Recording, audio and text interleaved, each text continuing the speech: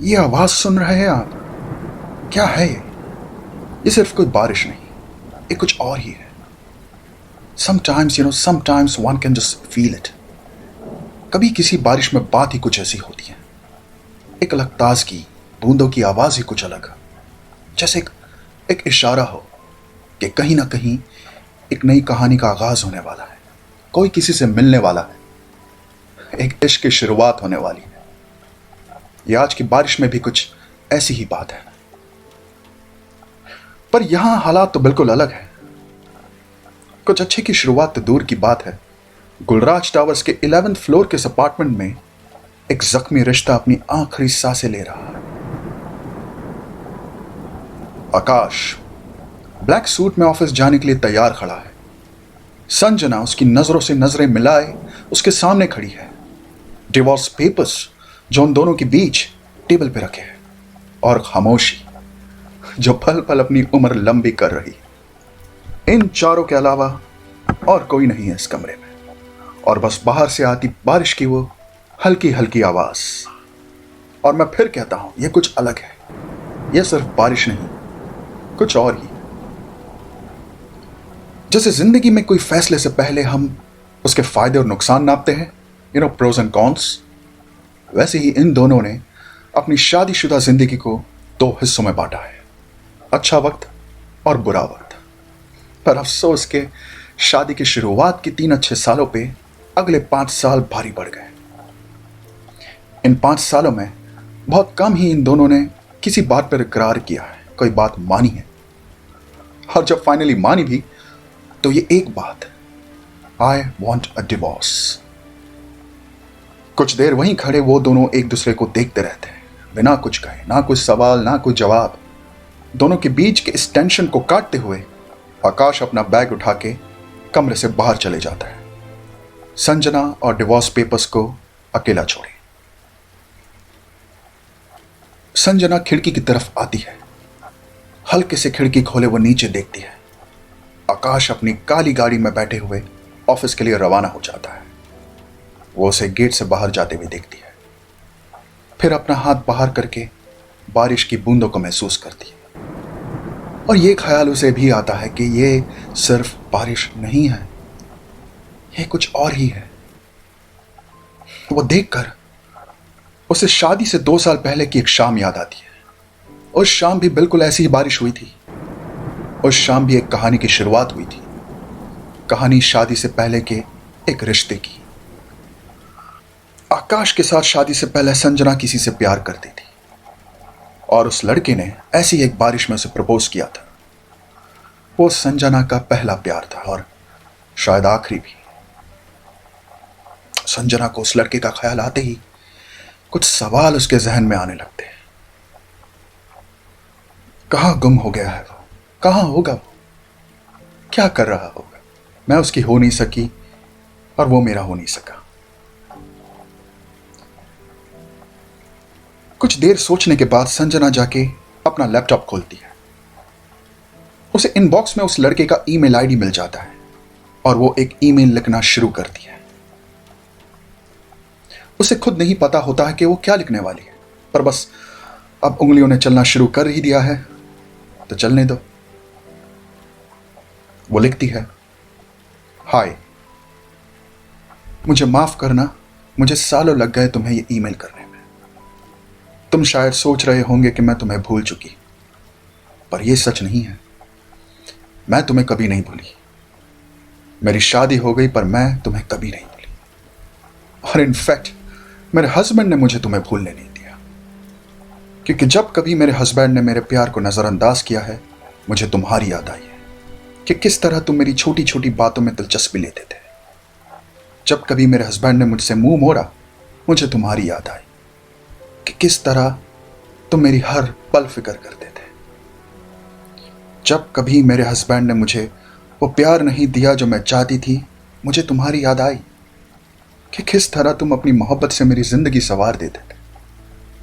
जब कभी मेरे हस्बैंड ने मेरी खुशियों की कदर नहीं की, मुझे तुम्हारी याद आई कि तुम मेरी हर ख्वाहिश को सर आंखों पर रखते थे। क्या तुम्हें मैं याद नहीं? क्या आज तुम्हें मेरी याद नहीं आती? आज की इस बारिश से तुम्हें कुछ याद नहीं आ रहा? मैं याद दिलाती हूं, 10 साल पहले ऐसी एक बारिश, नहीं सिर्फ बारिश नहीं, वो तो कुछ और ही थी। याद है तुम्हें, हमारे कॉलेज के सामने वाले चाय के स्टॉल पे तुमने मुझे प्रपोज किया था। जब तुम्हें कोई रिंग या लाल गुलाब नहीं मिला तो तुमने एक कटिंग चाय के प्याले से मुझे प्रपोज किया। अपने घुटनों पे जाके मुझसे कहा कि आई लव यू। याद है तुम्हें? और शाम तुमने मुझे मेरी जिंदगी की सबसे हसीन शाम दी थी। और आज ऐसी एक बारिश में मेरे हस्बैंड ने मुझे डिवोर्स पेपर्स दिए। किसी एक को इल्जाम देके शायद कोई फायदा नहीं, क्योंकि गलतियां दोनों तरफ थी और प्यार शायद एक भी तरफ नहीं था। और शाम एक इश्क की शुरुआत हुई थी और इस शाम एक कहानी खत्म हुई। पर अब मैं आजाद हूं। इस शाम भी मुझे एक नई कहानी की शुरुआत करनी है और मैं करके रहूंगी। मैं बहुत अकेली हो चुकी और मुझे बस तुम्हारा प्यार ही बचा सकता है।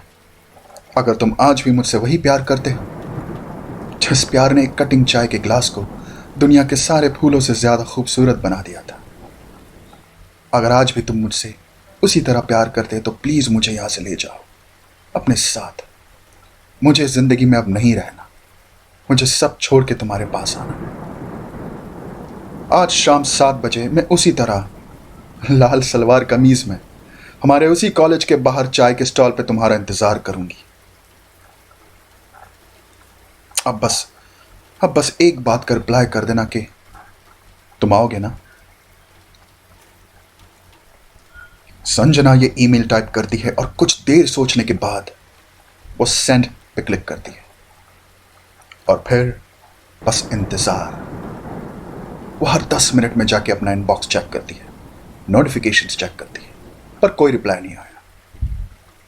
1-2 घंटे बीत जाते हैं। इसी बीच उसे मोबाइल पे उसके हस्बैंड आकाश का कॉल आता है। संजना वो कॉल डिस्कनेक्ट कर देती है। 5 मिनट बाद फिर आकाश का कॉल आता है। वो एक और बार कॉल डिस्कनेक्ट कर देती है कि अब बस पुरानी बातों में मुझे कोई दिलचस्पी नहीं। और फिर अपना ईमेल चेक करती है, अगेन नो रिप्लाई। वो उम्मीद छोड़ के खिड़की के पास जाके खड़ी हो जाती है, फिर से उस अनजान बारिश को देखते हुए। उसी वक्त उसे पीछे से एक आवाज आती है, एक नोटिफिकेशन की, 1 ईमेल। वो जल्दी से अपना लैपटॉप खोल के बैठ जाती है। उसका रिप्लाई आ गया। एक धड़कते दिल के साथ वो अपना ईमेल पढ़ना शुरू करती है और उसमें लिखा होता है, हाय, याद है, सब याद है मुझे, और हाँ मैं आऊंगा उसी तरह। यू रिमेंबर, येलो जैकेट पहने हुए, वहीं जहां तुमने मेरी कटिंग चाय के प्रपोजल पे हाँ कह के शाहजहां के ताजमहल को शर्मिंदा कर दिया था। मैं आके तुम्हें कहीं दूर ले जाऊंगा। छोटा सा रिप्लाई, पर बिल्कुल वही जो संजना पढ़ना चाहती थी। ये पढ़ते ही संजना की खोई हुई मुस्कुराहट फिर लौट आती है। वो आज भी मुझसे उतना ही प्यार करता है।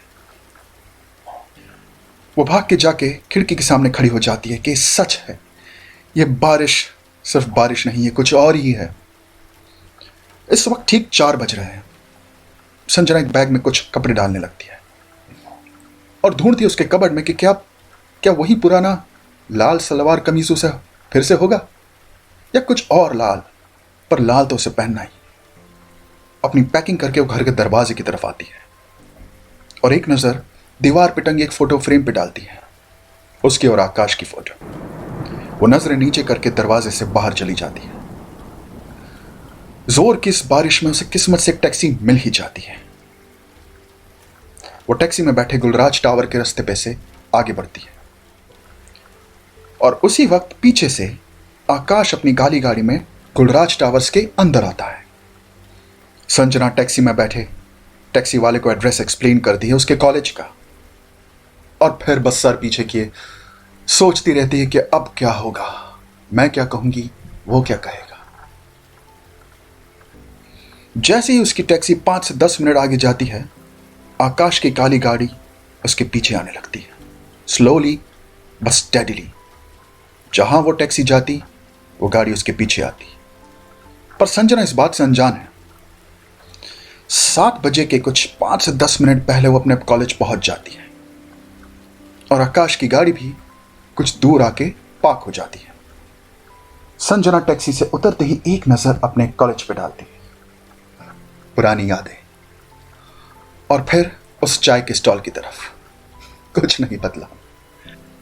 संजना चाय के स्टॉल के पास जाके अपनी छतरी बंद करके एक छत के नीचे खड़ी हो जाती है।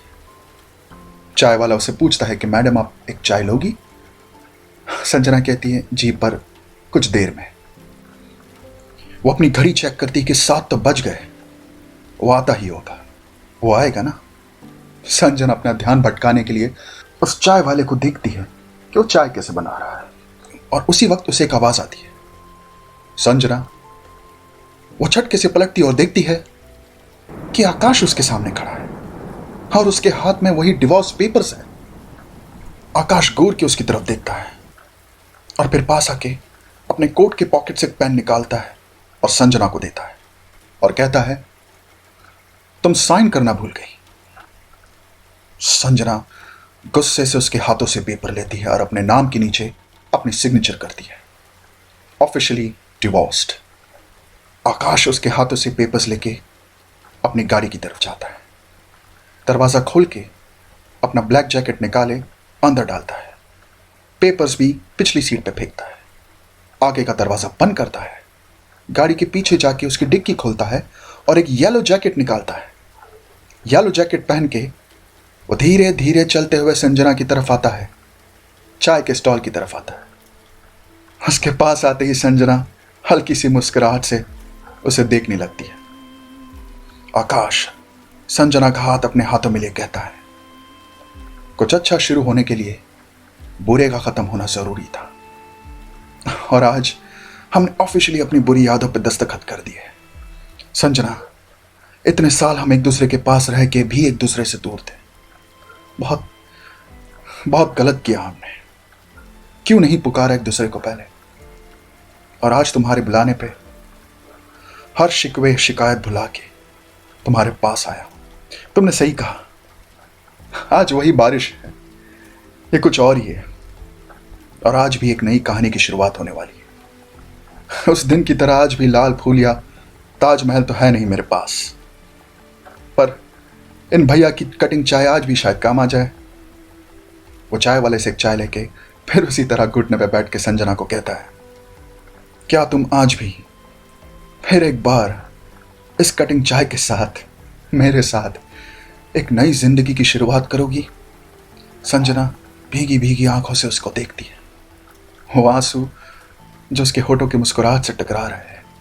And she says yes yes of course I will. Akash खड़े होकर उसे गले लगा लेता है। आकाश भाग के जाके अपनी गाड़ी से एक बैग निकालता है और गाड़ी को वहीं लॉक कर देता है। वो दोनों एक रिक्शा पकड़ते हैं और उसमें बैठ जाते हैं और बस कहीं चल पड़ते हैं। कहाँ वो शायद उस वक्त उन्हें भी नहीं पता। वैसे भी नए नए प्यार में पड़े हुए लोगों को क्या पता होता है। फिर एक बार ऐसी ही बारिश में एक नई कहानी की शुरुआत हुई है। याद है ना, मैंने कहा था ये सिर्फ बारिश नहीं, ये कुछ और ही है। ये वो बारिश है जहां इश्क की शुरुआत होती है। ये बारिश है।